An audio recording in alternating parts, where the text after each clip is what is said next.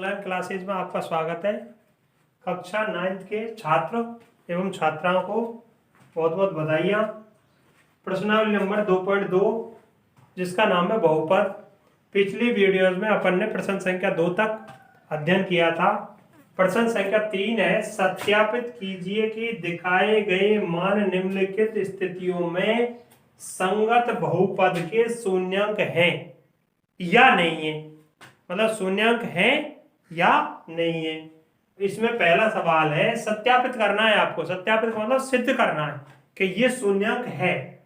ये सवाल ये कह रहा है कि ये -1/3 इसका क्या है, इससे रखने पर इसे px यानी x के स्थान पर x बराबर दे रखा है -1/3 यानी x के स्थान पर इसको रखने पर इसका मान क्या आ जाता है, 0। अगर इसका मान 0 हो जाता है तो आपका मान सत्यापित है यानी सही है। और यदि मान 0 नहीं आता है तो ये इसका सत्यापन सही आपका नहीं।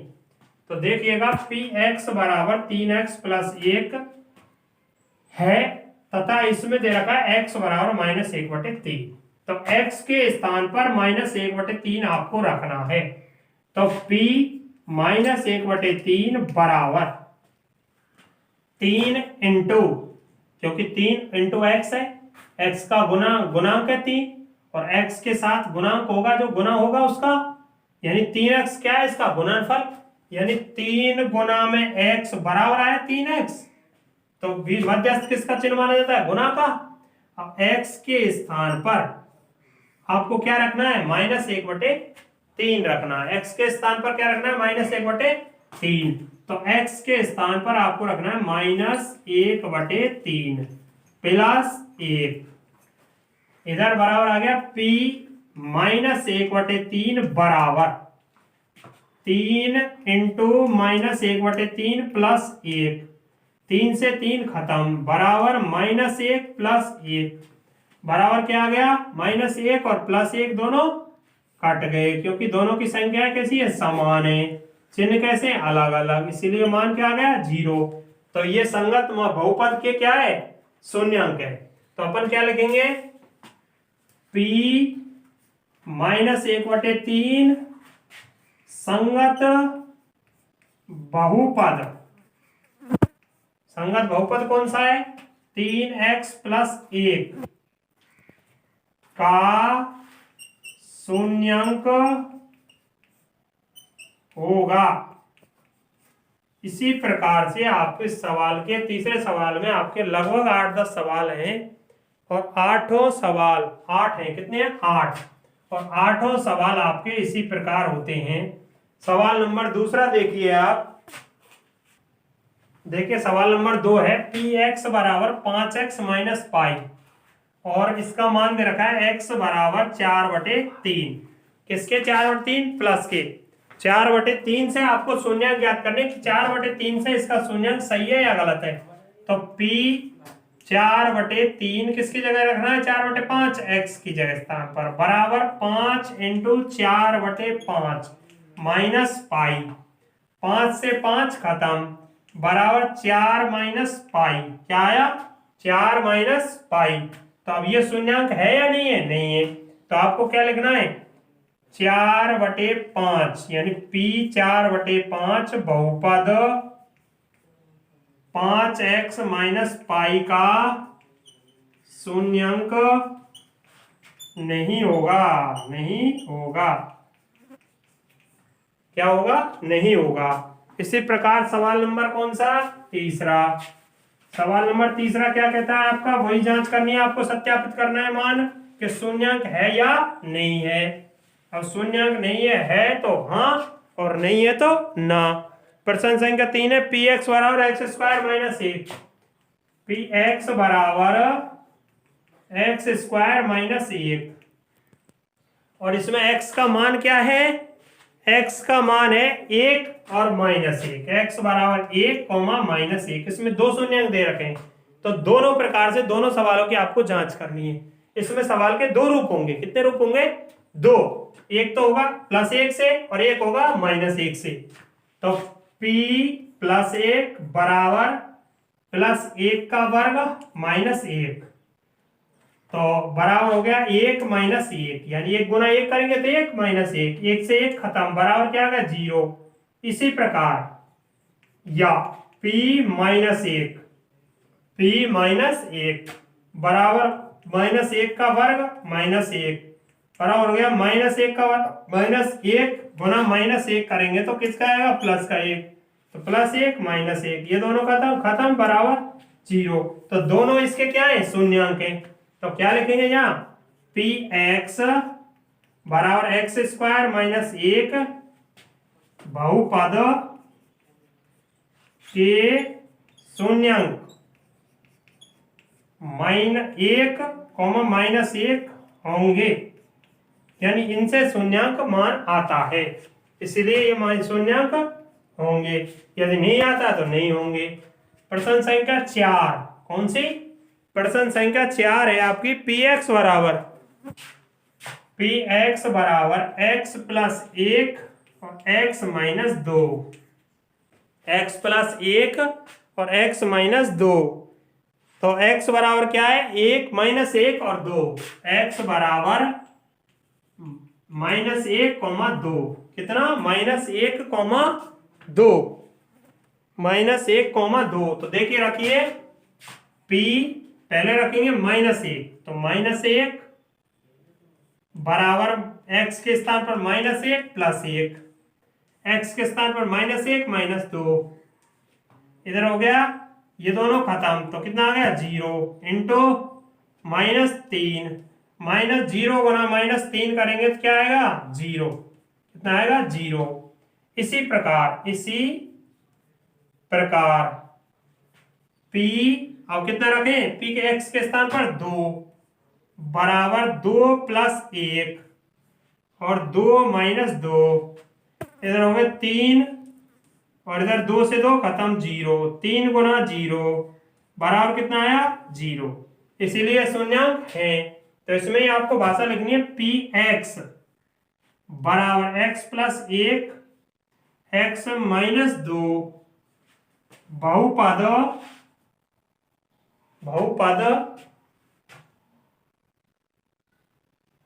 ठीक रहा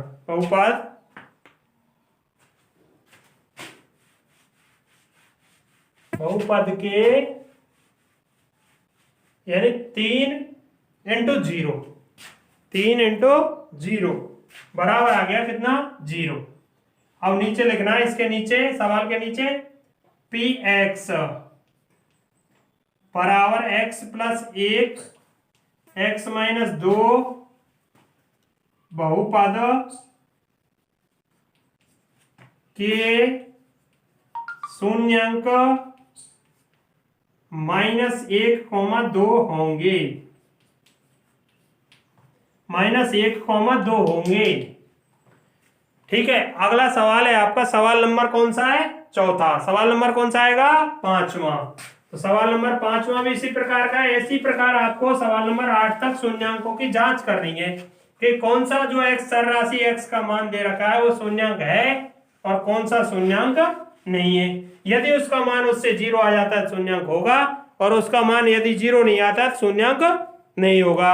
सवाल नंबर 5 है आपका पी एक्स बराबर एक्स स्क्वायर, क्या है पी एक्स बराबर एक्स स्क्वायर, और x का मान क्या दे रखा है बराबर 0, तो पी एक्स के स्थान पर 0 रखेंगे और 0 का वर्ग बराबर 0 गुना 0 करेंगे 0, तो क्या है आ गया इसका मान शून्यांक आ गया 0 आ गया, इसीलिए क्या लिखेंगे यानी पी एक्स बराबर एक्स स्क्वायर बहुपद के शून्यांक 0 होगा, क्या होगा 0 होगा। सवाल नंबर 6, सवाल नंबर 6 है आपका पी एक्स बराबर L X plus M, P X बराबर एल एक्स प्लस एम, और x बराबर क्या दे रखा है एल एक्स बराबर एम, एल एक्स यानी x बराबर क्या दे रखा है कोई भी संख्या, x बराबर दे रखा है जैसे 0, तो इधर x 0 बराबर l 0 प्लस m, तो बराबर l गुना 0 करेंगे 0 प्लस m, तो इसका मान क्या है m, क्या आया m, और m आने पर क्या होगा, ये शून्यंक नहीं होगा, तो नीचे लिखना है px बराबर lx प्लस m, बहुपद के शून्यंक 0 नहीं होगा, क्या होगा, नहीं होगा। अगला सवाल नंबर 7, सवाल नंबर 7 है आपका px बराबर 3x square minus 1, x square 3x square minus 1, x बराबर है माइनस 1/, एक्स बराबर माइनस 1/√3 कॉमा 2/3, यानी दो शून्यंक है इसमें और दोनों शून्यंकों की आपको जांच करनी है। तो देखिए p माइनस 1/3√3 बराबर 3 इंटू माइनस 1/√3 का वर्ग माइनस 1 बराबर 3 इंटू माइनस 1/√3 गुना माइनस 1/√3 करेंगे तो माइनस 1/√3 गुना माइनस 1/√3, तो बराबर आएगा माइनस गुना माइनस करेंगे तो प्लस, √3 गुना √3 करेंगे 3, तो इधर आ गया 1/3 माइनस 1, 3 से 3 खत्म बराबर 1 माइनस 1, कितना आ गया 0, कितना आ गया 0। इसी प्रकार अगला मान कितना है, इसी प्रकार अगला मान है p 2/√3 बराबर 3 इंटू 2/√3 का वर्ग माइनस 1, तो इधर कितना हो गया 3 इंटू 2 दूनी 4/3 माइनस 1, 3 से 3 खत्म 4 माइनस 1 बराबर कितना बच गया 3, कितना बच गया 3, तो ये शून्यंक नहीं है, तो इसमें लिखना है आपको 3 बहुपद 3x स्क्वायर माइनस 1 के शून्यंक कौन सा है, इसका शून्यंक माइनस 1/√3 होगा। बस ये नहीं होगा तो नहीं होगा, होगा जो होगा, नहीं होगा जो नहीं होगा। इसी प्रकार इसका सवाल नंबर कौन सा 8, कौन सा इसका 8वां सवाल, इसका सवाल नंबर 8 इसी प्रकार है, वही अचर राशि यानी चर राशि के मान दे रखे हैं और अचर राशि के मान में आपको चर राशि का मान रखना है और उसको हल करना है, यदि 0 आ जाता है ठीक है, नहीं आता तो शून्यंक नहीं होगा। 8वां px बराबर 2x प्लस 1, 2x प्लस 1 और इधर x बराबर 1/2, कितना x बराबर 1/2, तो x के स्थान पर p इंटू 1/2 बराबर 2 इंटू 1/2 प्लस 1, 2 से 2 खत्म बराबर 1 प्लस 1 बराबर कितना हो गया 2, तो ये शून्यंक नहीं है। इधर लिखना है बहुपद 2x प्लस 1 का शून्यंक 1/2 नहीं होगा, नहीं होगा। इस प्रकार आपका सवाल नंबर 3 खत्म हो जाता है। प्रश्न संख्या 4 की बारी आती है, कितने की बारी आती है, प्रश्न संख्या 4 की। प्रश्न संख्या 4 भी इसी प्रकार का है, लेकिन आपको शून्यंक उनके ज्ञात करने, इसमें शून्यंक आपको सत्यापित करना है। प्रश्न संख्या 3 में आपने शून्यंक सत्यापित किया है, कि सत्यापित का मतलब सिद्ध किया है कि शून्यंक है तो हाँ और नहीं है तो ना। और प्रश्न संख्या 4 में है निम्नलिखित स्थितियों में से, प्रश्न संख्या 4 है निम्नलिखित स्थितियों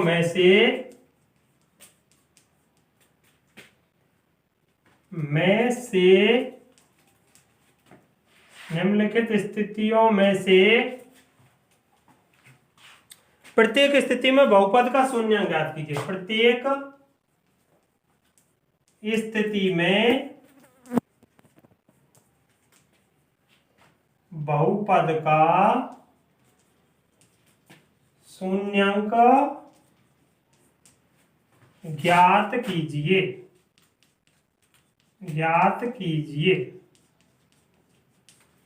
सवाल नंबर पहला है, चौथे में पहला सवाल है आपका 2.2 में। ये 2.2 का लास्ट सवाल है, चौथा। तो कौन सा है? लास्ट। पी एक्स बराबर एक्स प्लस 5, पी एक्स बराबर एक्स प्लस 5।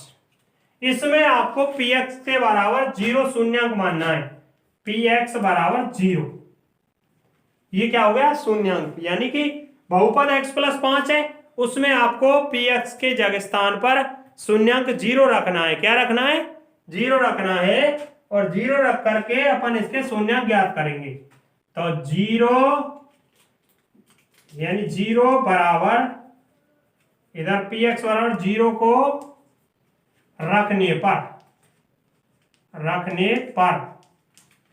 पी एक्स बराबर 0 को रखने पर, अब 0 रखते हैं। 0 बराबर x प्लस 5 या x प्लस 5 बराबर 0, ऐसे भी तो कर सकते हैं इसको। यानी ये पूरा पूरा पक्ष आगे और अगले वाला पक्ष पीछे। तो x बराबर 0, 5 को इधर पक्षांतर करेंगे, किसका हो गया? माइनस का। x बराबर 0 में से कोई संख्या घटाते हैं, संख्या पर कोई प्रभाव नहीं पड़ता है, वही संख्या ज्यों की त्यों आ जाती है। क्या आ गया इसका शून्यंक? -5। क्या आ गया? -5। इसी प्रकार सवाल नंबर 2, कौन सा भैया? सवाल नंबर 2, पी एक्स बराबर एक्स माइनस 5, पी एक्स बराबर एक्स माइनस 5। तो वही पी एक्स बराबर क्या रखेंगे? 0 को रखने पर, इधर हो गया 0 बराबर एक्स माइनस 5 और x माइनस 5 बराबर 0। x बराबर किसके 5? प्लस के 5। किसके 5? प्लस के 5। इस प्रकार इसका शून्यंक क्या हो गया? प्लस के 5। प्रश्न संख्या 3, प्रश्न संख्या चौथे की तीसरा प्रश्न। कौन सा? तीसरा प्रश्न। इसी प्रकार आपको प्रश्न संख्या 4 के जितने भी सवाल दिए हुए हैं, उन सभी सवालों में क्या ज्ञात करना है? शून्यंक ज्ञात करना है। पी एक्स बराबर 2x, पी एक्स बराबर 2x प्लस 5। तो वही पी एक्स के स्थान पर 0 रखना है। 2x प्लस 5 इधर, या 2x प्लस 5 बराबर 0 और 2x बराबर प्लस 5, सॉरी 2x बराबर माइनस के 5 और x बराबर -5/2। ये क्या आ गया इसका? शून्यंक। प्रश्न संख्या 4। इसी प्रकार यानी प्रश्न संख्या 4 में जैसे पहला सवाल हल होना है, वैसे ही प्रत्येक सवाल हल होना है। यानी आपको पी एक्स के स्थान पर 0 रखनी है। 0 का मतलब होता है शून्यंक। क्या रखना है? शून्यंक रखना है। और शून्यंक रखने पर उस सवाल के हल निकालने हैं। पी एक्स बराबर 3x माइनस 2, पी एक्स का मान कितना रखना है? 0 बराबर 3x माइनस 2 या 3x माइनस 2 बराबर 0। मैं पक्ष बदल रहा हूं हर बार, क्योंकि आपको पक्ष क्यों बदला जा रहा है? क्योंकि आपको सवाल करने में परेशानी का सामना नहीं करना पड़ेगा। बहुत से बच्चे क्या करते हैं? 0 का 5 का पक्षांतर इधर कर देते हैं, जबकि मैंने बता रखा है आपको प्रत्येक सवाल में LHS पक्ष में हमेशा चर राशि और RHS पक्ष में हमेशा अचर राशि को रखा जाता है। और अचर राशि को रखने पर सवाल का करना या सवाल का हल होना आसान हो जाता है। 3x बराबर, ये 2 इधर आएगा, किसका हो जाएगा? प्लस का। x बराबर 2/3। ये क्या आ गया इसका मान? प्रश्न संख्या कौन सी आती है? 5। प्रश्न संख्या 5 यानी चौथे का ही 5वां। कौन से का 5वां? चौथे प्रश्न का ही 5वां सवाल। चौथे प्रश्न का ही 5वां सवाल। देखिए 5वां सवाल, चौथे प्रश्न का 5वां सवाल क्या है? प्रश्न संख्या 4 का 5वां सवाल है आपका पी एक्स बराबर 3x, पी एक्स बराबर 3x। तो इसकी जगह 0, 3x, या 3x बराबर 0 और x बराबर 0/3। तो x बराबर कितना आ गया? 0। कितना आ गया? 0। प्रश्न संख्या 6। कितनी? प्रश्न संख्या 6। और छठी क्या है कि पी एक्स बराबर ax, पी एक्स बराबर ax, यानी ये a है, स्मॉल e, जो ABCD का प्रथम अक्षर। तो ax बराबर 0 और x बराबर 0/a। तो x बराबर क्या आया 0। यानी अपन जानते हैं कि 0 का भाग किसी भी संख्या में या किसी भी चर राशि में अचर राशि में देने पर उसका मान क्या आ जाता है 0, इसीलिए क्या आ गया 0। प्रश्न संख्या बारी आते 7। प्रश्न संख्या 7, ये प्रश्नावली 2.2 का आखिरी सवाल है। cx प्लस डी, px बराबर cx प्लस डी। इसमें कुछ शर्तें दे रखी हैं कि c बराबर 0, c और d जो वास्तविक संख्या वो नहीं आनी चाहिए। तो देखो 0 बराबर cx प्लस डी और cx प्लस डी बराबर 0 और x यानी cx बराबर माइनस के d यानी d का पक्षांतरण किया और x बराबर माइनस d/c। इस प्रकार से इन सबके क्या आ गए ये शून्य अंक। प्रश्न संख्या 4 के क्या आ गए शून्य अंक। अब अगली वीडियोस में अपन प्रश्नावली नंबर 2.3 के सवाल नंबर 1 का अध्ययन करेंगे। अपनी प्रश्नावली 2.2 यहीं पर समाप्त हो जाती है।